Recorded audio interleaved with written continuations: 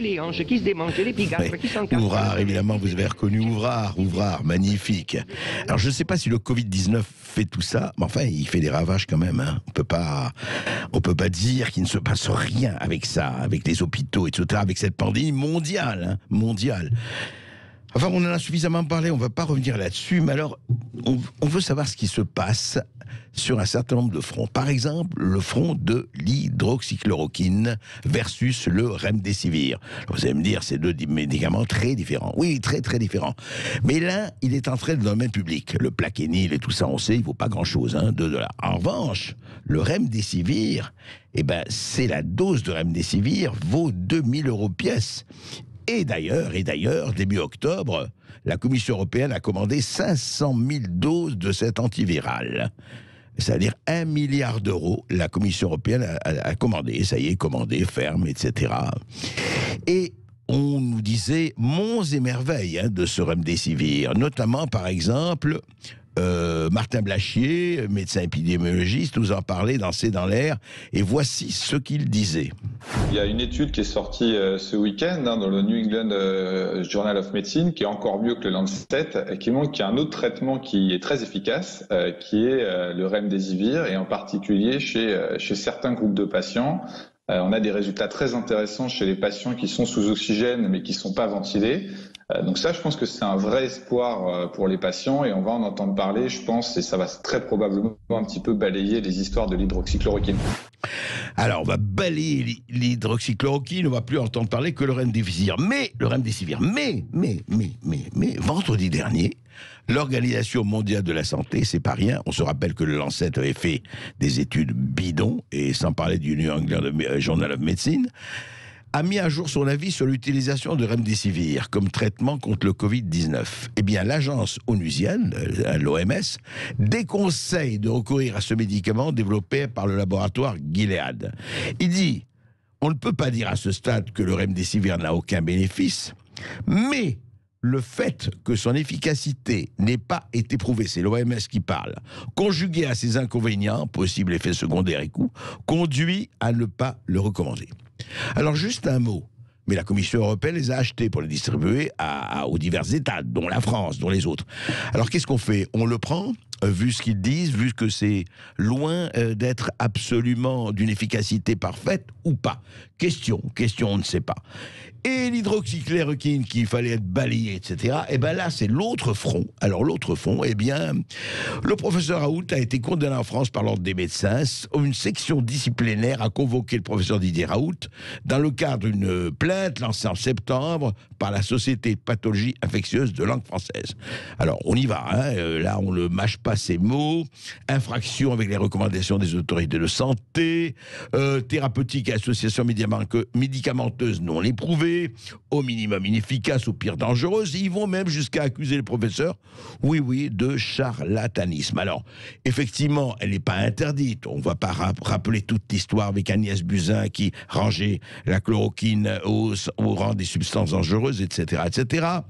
Et puis, on a vu quand même qu'il y a des gens qui ont réagi, notamment au Sénat américain. Le sénateur républicain Ron Johnson interrogeant le docteur Fared. Et le docteur Fared du grand Health Center Medical Pioneers a ardemment défendu l'hydroxychloroquine en disant que ça fait un bien fou à tous les patients qu'il a traités. Et je rappelle simplement que la Belgique vient de réhabiliter l'hydroxychloroquine en disant en tout cas qu'il n'y a pas... le groupe qui a reçu l'hydroxychloroquine de mars à mai a vu sa mortalité réduite d'un tiers. Alors, ils disent le produit est un bon anti-inflammatoire, n'a pas d'effet antiviral, une région italienne aussi. Alors, qu'est-ce qui se passe exactement sur ce front? D'un côté, on achète un médicament et un milliard d'euros, excusez du peu. De l'autre côté, on dit qu'un médecin, Didier Raoult, pour ne pas le nommer, est au mieux un type pas sérieux, au pire un charlatan. Fabrice Divisio, bonjour. Bonjour. Vous êtes avocat des professions de santé, avocat aussi du professeur Raoult. Alors, où on en est dans ce feuilleton assez hallucinant parce que d'un côté, on réprime, de l'autre, on achète. Qu'est-ce qui se passe? Il se passe que le monde est devenu fou. Il se passe que cette pandémie a révélé le pire. Je pense personne n'imaginait qu'on pouvait en arriver là, en fait. Ouais. C'est-à-dire que on voit bien que finalement, c'est pas les gouvernants qui décident. Dans cette pandémie, le gouvernement ne décide rien. Il y a des intérêts financiers derrière qui font que ça s'appelle du lobbying. En fait, faut pas avoir peur des mots. Hein. Ça s'appelle du lobbying. Ouais. Et que finalement, c'était quoi l'intérêt de faire du lobbying pour l'hydroxychloroquine? Aucun. Je veux dire, Sanofi nous annonce un vaccin en grande pompe, mais un vrai vaccin cette fois-ci, effectivement, pendant 6 mois. Ouais. En même temps, ils refusent de livrer maintenant l'hydroxychloroquine à l'IHU de Marseille. Alors que vous voyez, effectivement, comme vous l'avez dit, que la Belgique réhabilite, que les États-Unis vous disent effectivement que le professeur Raoult est un grand médecin, que le Sénégal, j'ai un mail d'un professeur sénégalais qui l'utilise en routine. Si vous voulez, il y a une hystérie qui s'est emparée de cette épidémie, et à un moment donné, Raoult est le bouc émissaire facile, quoi, aussi. C'est tout. C'est tout. Je pense qu'il ne faut pas se tromper. Ouais. Personne ne voulait l'hydroxychloroquine, absolument personne. Et le problème, c'est que si le mensonge prend l'ascenseur, la vérité prend l'escalier, et là, on en est déjà à la moitié du chemin, quand même. Puisqu'on voit que, que quand même, à un moment donné, les médecins ne sont pas stupides et ils sont obligés de constater face à une résurgence épidémique qu'il y a des trucs qui marchent et qui ne sont pas chers, quoi. Et que au fond, les études bidonnées, on s'en tape quelque part. Ce qui compte, c'est aussi cette réalité du terrain. Donc, il y a eu plusieurs centaines de médecins, d'ailleurs, Fabrice Divisio, je crois que vous les représentez en partie, ont pris fait et cause, effectivement, contre ce diktat de cette société de pathologie. Mais il y a plus que ça. Il y a plus que ça, si vous voulez. C'est que moi, j'ai un problème qu'il va falloir que je gère. Oui. C'est qu'en fait, j'ai trop de médecins du monde entier. Du monde entier. Du monde entier, du Brésil, des États-Unis, j'en ai du Sénégal. Je passerai une demi-heure à vous le dire. D'Italie, de Belgique, j'en ai du monde entier qui chaque jour effectivement m'écrivent en disant mais qu'est-ce qui vous prend? J'ai été interrogé la semaine dernière par un journal africain qui dit mais écoutez, je me permets de vous appeler parce que nos médecins ne comprennent pas ce qui se passe là. Qu'est-ce qui vous arrive? Est-ce que vous vous rendez compte que la Société de pathologie infectieuse de langue française, donc la SPILF, s'est permise d'écrire à un chef de service sénégalais pour lui dire en substance, pour l'interroger sur la chloroquine et l'azithromycine? Ah d'accord, C'est-à-dire qu'à un moment, on a une hystérie qui s'est emparée de cette histoire où on se demande effectivement vraiment si c'est encore de l'ordre de la médecine, de la science. Est-ce que c'est encore... c'est plus de la médecine, en fait. Là, c'est devenu du dogme. Il y a autre chose, en fait. Oui, mais mais vous l'avez dit au début, Maître Divisio, cette hystérie, elle est aussi un peu économique. Enfin, elle cache des enjeux économiques. Et fait, l'hydroxychloroquine ne vaut rien, pas ne vaut rien au niveau valeur, ne coûte rien. Et donc, c'est dans le domaine public, donc ça n'intéresse pas. Alors que je rappelle que, par exemple, le Remdesivir, mais il n'y a pas que le Remdesivir, c'est 2000 euros la pièce, enfin la dose. C'est quand même autre chose, hein, c'est plus intéressant. Mais vous savez, je vais vous dire, en fait, là où j'ai un problème en tant que spécialiste, moi, en droit de la santé, mais c'est qu'en fait, on s'en fout de tout ça. C'est-à-dire qu'au fond, si les médecins ont envie d'utiliser l'hydroxychloroquine hors AMM, je veux dire, à partir du moment où c'est pas dangereux, à partir du moment... Et vous comprenez pourquoi il a fallu qu'on passe par la case dangereux. On est passé par la case inefficace et on a terminé par la case dangereux. Pourquoi? Parce qu'un médecin qui utilise un médicament inefficace, je veux dire, ce sera pas le premier, ce sera pas le dernier, quelque part. Chacun fait ce qu'il veut. Mais à partir du moment où c'est dangereux, ça devient un délinquant. Et donc, il a fallu qu'effectivement, on fasse passer le stade de inefficace à dangereux pour dire aux médecins... Si vous le prescrivez, vous êtes des délinquants, et aux pharmaciens, si vous le délivrez, vous êtes des délinquants. Et du coup, on a instauré une dictature de la peur, exactement comme tout, et du coup, les médecins se sont dit, mais ça n'a pas marché, parce que les médecins continuent à prescrire. Mais on a effectivement on a cédé à une dictature de la peur, et c'est pour ça qu'on est passé par la case danger. On me demandait pourquoi est-ce qu'on dit que c'est dangereux? Mais pour ça, parce que finalement, un médicament hors AMM, je vais vous dire, mais c'est le lot commun en pédiatrie. Bien sûr, vous faites ça tous les jours. Mais là, on a dû insister sur la dangerosité pour dire attention. Vous êtes des délinquants. Oui, un point d'information, Fabrice Divisio. Aujourd'hui, un médecin a le droit de prescrire l'hydroxychloroquine, par exemple, pour ne parler que d'elle.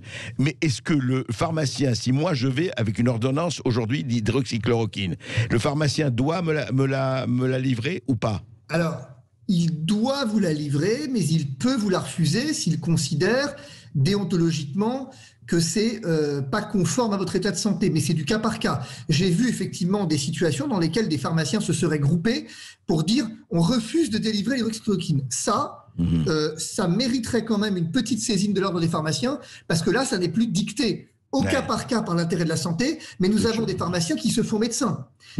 Et là, ça pose quand même une difficulté. Au cas par cas, dans le cadre d'un dialogue singulier, d'un colloque singulier, avec effectivement le patient et sous réserve d'en informer le médecin, oui, on peut, eh bien le pharmacien peut, bien sûr. Mais c'est tout.